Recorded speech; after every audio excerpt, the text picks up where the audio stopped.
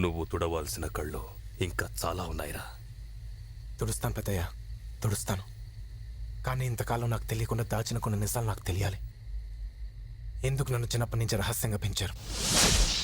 ఎందుకు నన్ను మహాలక్ష్మి చదివే కాలేజీలో చేర్పించారు? ఎందుకు మహాలక్ష్మి నన్ను ప్రేమించేలా చేయమన్నారు? చెప్పు పెద్దయ్య, అసలు నేనెవరిని? నువ్వు రారాజు కొడుకువి, అందుకే నిన్ను రహస్యంగా పెంచాం. నీ ప్రాణానికి ప్రమాదం ఉంది కాబట్టే రాజాగా ఉన్న నీ పేరును బన్నీగా మార్చాం. మహాలక్ష్మి ఎవరో కాదు, స్వయానా నీ మేనత్త కూతురు. ఏంటి పెద్దయ్య? అవునరా, నీ తండ్రి పేరు రంగారావు భూపతి. ఈ ఊరి గుళ్ళో ఉండే దేవుడు నరసింహస్వామి అయితే ఈ ఊరి జనం గుండెల్లో ఉండే దేవుడు మీ నాన్న. ఆయనో సింహం, నరసింహం.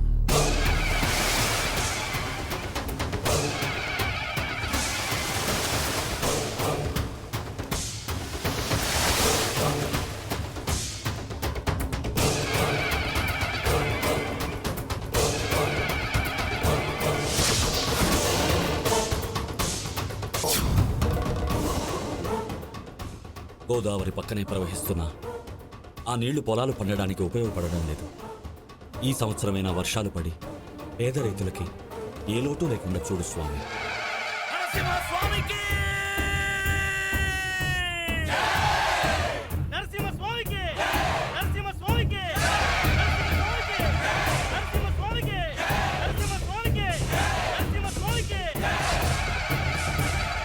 నీ కొడుకు చాలా గొప్పడవుతాడు బాబు. సంతోషం అమ్మా.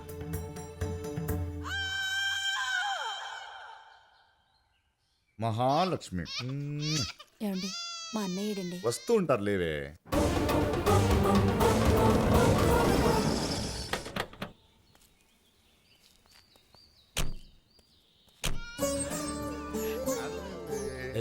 అమ్మా మహాలక్ష్మి, మా అమ్మ. ఇదేంటమ్మా బోసు నుదురుతో ఉన్నావు? అమ్మా కుంకుమ తీసుకురామ్మా. అలాగేనయ్యా.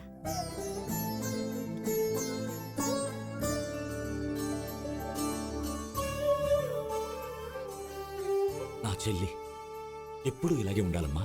నిన్ను పెళ్లి చేసి అత్తారింటికి పంపిన తర్వాత నా చెల్లి నాకు దూరం అయిపోయిందనుకున్నాను. కానీ మళ్ళీ నా కోడల రూపంలో నా ఇంటికి వచ్చేస్తుంది. దీన్ని మన రాజాకిచ్చి చేద్దాం, ఏమంటావమ్మా?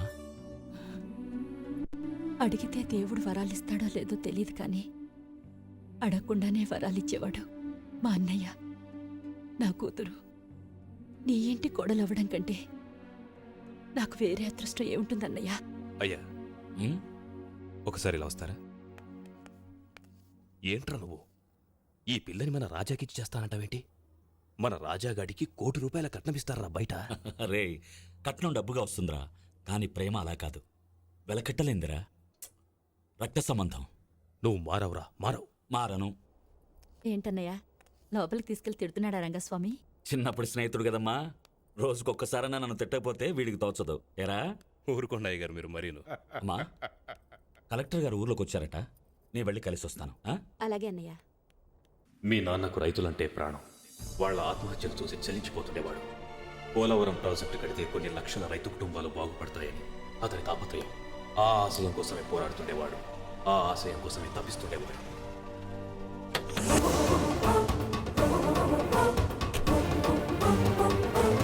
నమస్తే భూపతి గారు. ఇది 150వ అనుకుంటాను మీరు పోలవరం ప్రాజెక్టు కోసం సర్వే చేయడం. బాధే ఉంది సార్, మా డ్యూటీ మేము చేస్తున్నాం. ఎస్, మీ డ్యూటీ మీరు చేస్తున్నారు. You are doing your duty for the sake of your salary, not for the society. You are doing your duty to satisfy the politicians, not for the public. You are doing your duty for the sake of your status, not for the service. ఇదిగా మీరు చేస్తున్న duty. అది కాదు భూపతి గారు. ఆ party గెలిచినప్పుడు ఒకసారి, ఈ పార్టీ గెలిచినప్పుడు ఒకసారి, ప్రైమ్ మినిస్టర్ మారినప్పుడు ఒకసారి, చీఫ్ మినిస్టర్ మారినప్పుడు ఒకసారి, ప్రతిసారి వచ్చి కొత్తగా సర్వేలు చేసి, రిపోర్ట్లు రాసి, కాంట్రవర్సీ చేసి, ఆ ఫైల్ ని తీసి ఓ మూల పారేసిపోవడం. Is that what you call duty? బాగుంది, చాలా బాగుంది. ఈ ప్రాజెక్ట్ కట్టి గోదావరి నీళ్లు సరిగ్గా ఉపయోగించుకుంటే ఆంధ్ర, తెలంగాణ, రాయలసీమల్లో 24 లక్షల ఎకరాలకు సాగునీరు దొరుకుతుంది. 7 లక్షల ఎకరాల మెట్ట భూమి సాగులోకి వస్తుంది. 960 మెగావాట్ల జల విద్యుత్ ఉత్పత్తి అవుతుంది. లక్షలాది మంది పేద రైతులకు, కూలీలకు తిండి దొరుకుతుంది. ఈ నిజాలన్నీ అందరికీ తెలుసు, కానీ ఎవరు ఏం చేయరు. ఎప్పుడో 1946లో మొట్టమొదటిసారిగా పోలవరం ప్రాజెక్టు కట్టాలని నిర్ణయించారు.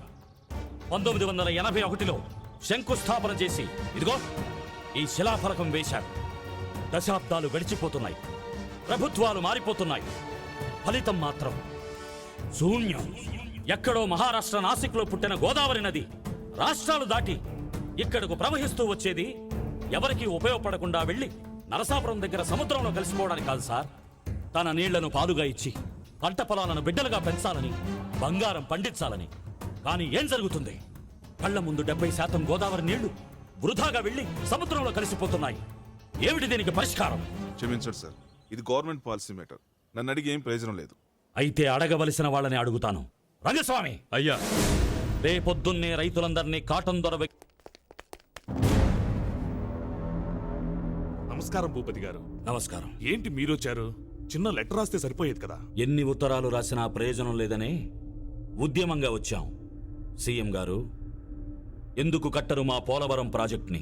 ఆ ప్రాజెక్టు కట్టడం వలన వచ్చే ప్రయోజనాలు ఎన్నున్నాయో అప్రయోజనాలు కూడా అన్నే ఉన్నాయి భూపతి గారు. ఏంటా అప్రయోజనాలు? అది కాలువలు తవ్వేటప్పుడు ఎకరం అరెకరం ఉన్న చాలా మంది చిన్న సన్నకారు రైతుల భూములు ఆ కాలువల్లో కలిసిపోతాయి భూపతి గారు. అదే కదా మీ సమస్య. 10 ఎకరాలున్న రైతుకి 1 ఎకరం పోతే బాధపడడు. పండే పొలం 9 ఎకరాలు ఉందని. 5 ఎకరాలున్న రైతుకి అరెకరం పోతే బాధపడడు. పండే పొలం 4.5 ఎకరాలుందని. ఒకవేళ మీరు అన్నట్టుగా ఎకరం అరెకరం ఉన్న చిన్న కారు రైతులు బాధపడితే వాళ్ళకి నా పొలం నుండి ఇస్తాను. నాకున్న 4,000 ఎకరాల భూమిని మీ ప్రభుత్వానికి రాసిస్తాను. ఇక వాయిదాలు వేయకుండా వెంటనే పని ప్రారంభించండి. లేకపోతే ఒకప్పుడు ఈ దేశంలో గాంధీ ఉండేవాడు, నెహ్రూ ఉండేవాడు అన్నట్లు ఒకప్పుడు రైతు ఉండేవాడని బడి పిల్లలు చరిత్ర పుస్తకాల్లో చదువుకునే దుస్థితి వస్తుంది. వస్తా. సీఎం గారు, ఇంతకాలం రైతుల ఆత్మహత్యల గురించి విన్నారు. ఈ ప్రాజెక్ట్ కట్టకపోతే రాజకీయ నాయకుల హత్యలను కళ్ళారా చూస్తారు.